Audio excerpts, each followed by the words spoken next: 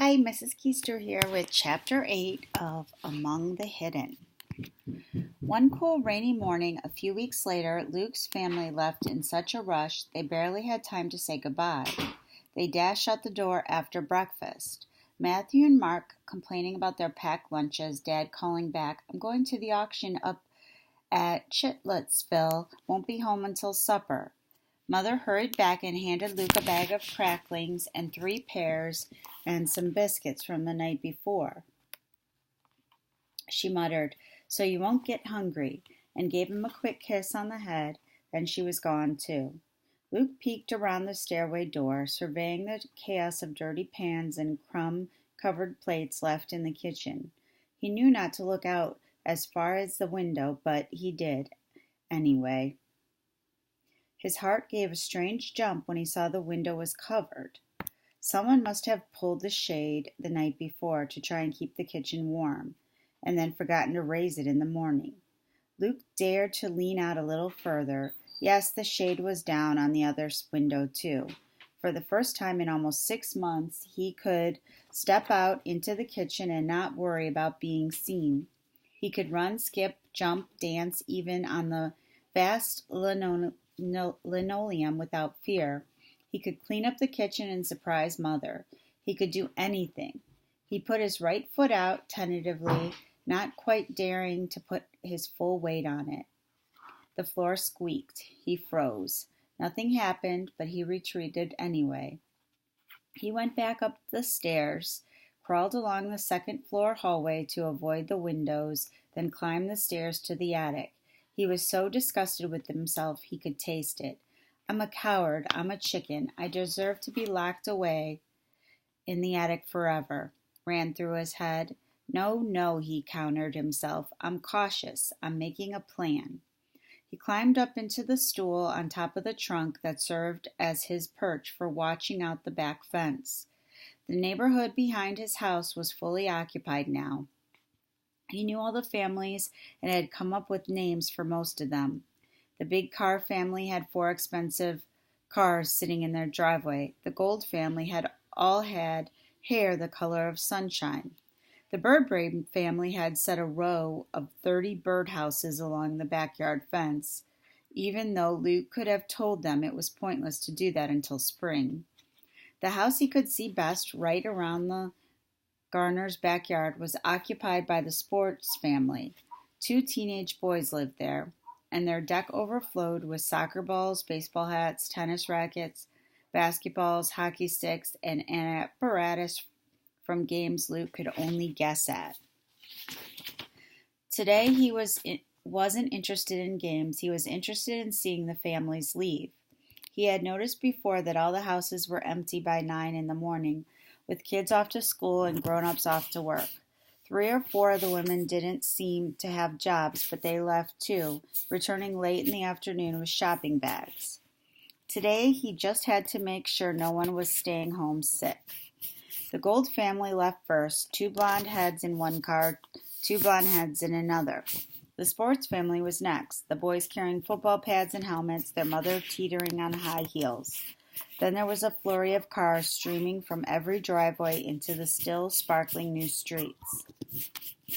Luke counted each person, keeping track so carefully that he made scratches on the wall, and counted the scratches twice again at the end.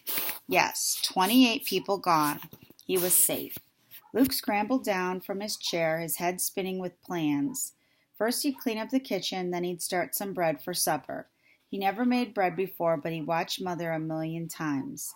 Then maybe he could pull the shades in the rest of the house and clean it thoroughly. He couldn't vacuum, that would be too loud, but he could dust and scrub and polish. Mother would be so pleased. Then in the afternoon, before Matthew or Mark or the kids in the neighborhood got back, he could put something on for supper. Maybe potato soup. Why, he could do this every day. He never considered housework or cooking particularly thrilling before. Matthew and Mark always scoffed at it as it was women's work. But it was better than nothing, and maybe, just maybe, if this worked, he could convince Dad to let him sneak out to the barn and help there too. Luke was so excited he stepped into the kitchen without a second thought this time. Who cared if the floor creaked? No one was there to hear it. He gathered up dishes from the table and piled them into their sink, scrubbing everything with extraordinary zeal. He measured out flour and lard and milk and yeast and was putting it all in a bowl when it occurred to him it might be okay to turn on the radio, very softly. Nobody'd hear, and if they did, they'd just figure the family had forgotten to turn it off just as they'd forgotten to raise the shades.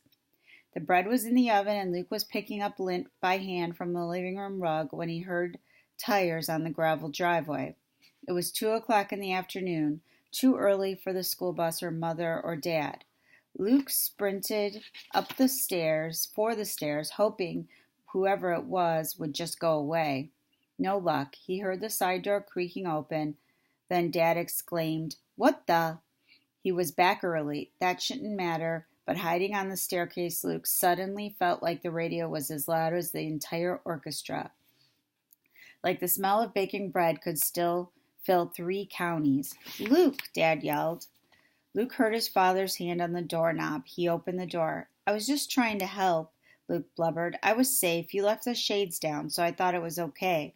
And I made sure everyone was gone from the neighborhood, and—" Dad glared. "You can't be sure," he snapped. "People like that. They get deliveries all the time. They get sick and come home from work. They have maids come during the day." Luke could have protested, "No, the maids never come before the kids get home from school," but he didn't want to give himself away any more than he already had. "The shades were down," he said. "I didn't turn on a single light. Even if there were 1,000 people back there, nobody would have known I was here. Please, I've just got to do something. Look, I made bread and cleaned up. And what if the government inspector or someone had stopped by here? I would have hidden like always." Dad was shaking his head. "And leave them smelling bread baking in an empty house?" "You don't seem to understand," he said. "You can't take any chances. You can't, because—" At that precise moment, the buzzer on the oven went off, sounding like as loud as a siren. Dad gave Luke a dirty look and stalked over to the oven. He pulled out the 2 bread pans and tossed them on the stove. He flipped off the radio. "I don't want you in the kitchen again. You stay hidden. That's an order." He went out the door without looking back. Luke fled up the stairs. He wanted to stomp angrily, but he couldn't. No noise allowed. In his room, he hesitated, too upset to read, too restless to do anything else. He kept hearing, "You stay hidden. That's an order," echoing in his ears. But he'd been hidden. He'd been careful. To prove his point to himself at least, he climbed back up on his perch by the back fence and looked out on the quiet neighborhood. All the driveways were empty. Nothing moved, not even the flag on the Gold family's flagpole or the spokes on the Birdbrain family's fake windmill. And then, out of the corner of his eye, Luke caught a glimpse of something behind one window of the Sports family's house. A face, a child's face, in a house where 2 boys already lived. It's the end of chapter 8. Be back with chapter 9.